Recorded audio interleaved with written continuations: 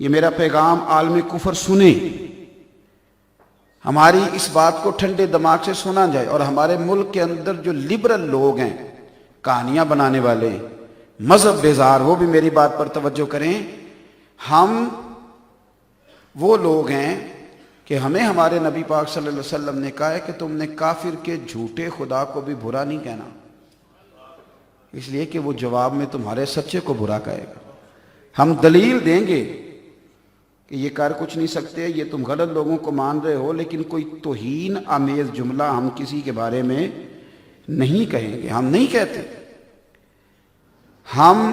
اقلیتیں جتنی بھی ہیں، حضرت عمر فاروق رضی اللہ تعالیٰ عنہ کے زمانہ مبارکہ میں جو ذمی تھے، ان ذمیوں نے جو عبادت گاہیں بنائی تھیں تو ان عبادت گاہوں کو گرایا نہیں گیا۔ ٹھیک ہے، تم ذمی ہو، تمہارے حقوق ہیں، تم اس پر کام کرو۔ اور یہ جو غلط سوچ آپ پرموٹ کر رہے ہیں معاشرے کے اندر کہ مسلمان اپنے نبی پاک صلی اللہ علیہ وسلم کے بارے میں جذباتی ہیں،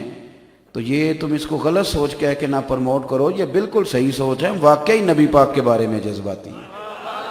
تم یہ لفظ کہہ غلط نہ کہو کہ یہ غلط سوچ ہے، یہ بالکل ٹھیک ہے، اس میں کوئی شک والی بات۔ اور یہ سوچ اتنی پکی ہے کہ ایک تو ہے نا میری طرح کا داڑھی والا مولوی پیر، وہ تو چلو جذباتی ہے ہی،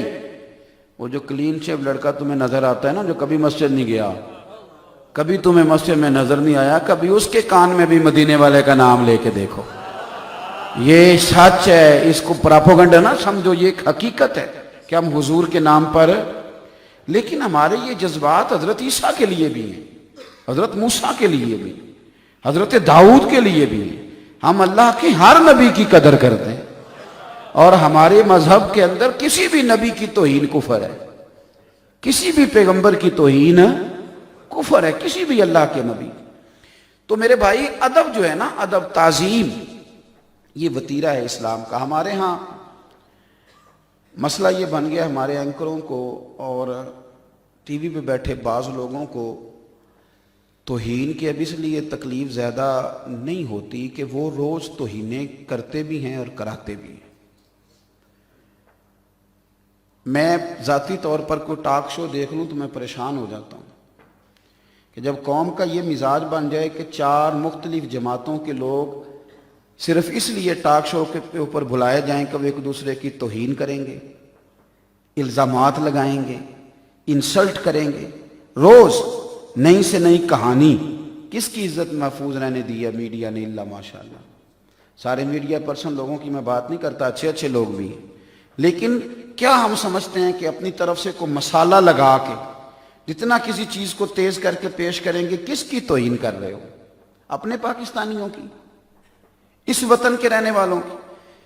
تو چونکہ ان لوگوں نے اب یہ سمجھ لیا ہے کہ یہ کوئی اتنی بڑی بات نہیں، کوئی کر بھی دے، کیونکہ بیچارے شیشے کے کمرے میں بیٹھ کر یہ باتیں کرتے ہیں، انہیں نہیں پتا کہ عام آدمی عام ہوتا ہے، اور تم جن کی بات کر رہے ہو نا، اور جن کے بارے میں فرانس نے معاذ اللہ جسارت کی ہے، وہ بیٹھے تو مدینے کی چٹائی پہ ہوتے ہیں، لیکن ان کے نام کی اذانیں عرش الہی کے قریب پڑھی جاتی ہے۔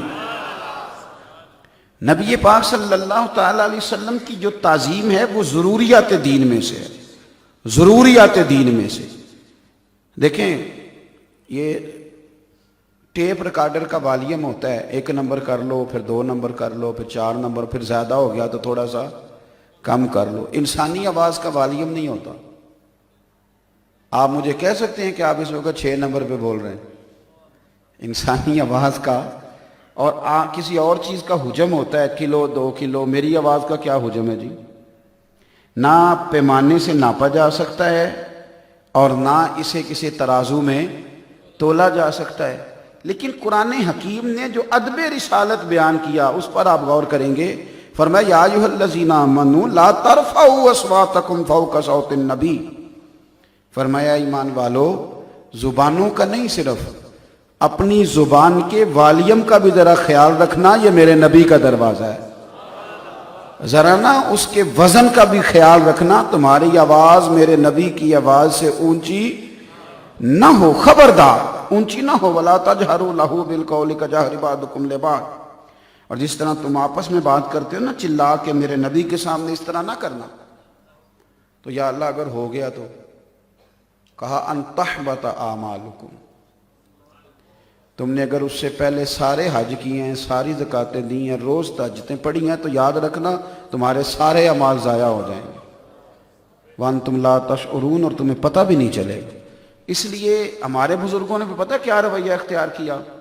حضرت عمر بن عاص رضی اللہ تعالیٰ عنہ فرمایا کرتے تھے مجھے کائنات میں سب سے بڑھ کر جو چہرہ پیارا ہے وہ مدینے والے رسول کا پیارا ہے۔ صحابی رسول کہتے ہیں سب سے زیادہ حضور کا چہرہ پیارا ہے، اور پھر ساتھ ہی فرمانے لگے اب مجھ سے پوچھ نہ لینا کہ حضور کا نقشہ کس طرح کا ہے،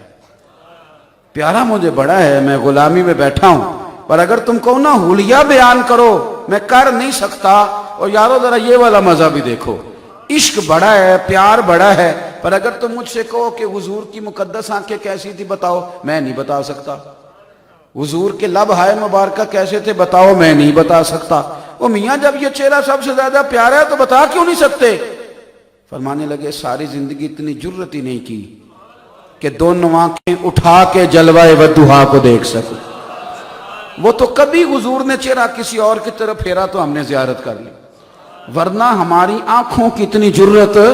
میں ویکھاں تے میرا یار نہ ویکھے، میں ویکھاں تے میرا یار نہ ویکھے، تے جے میں نہ ویکھاں تے وہ ویکھے تے ایڈے نصیب کتھوں تتڑی دے، او میرے وچ ویکھن دے ویکھے، غلام فریدہ بوے یار دے مریے پاویں ویکھے یا نہ ویکھے۔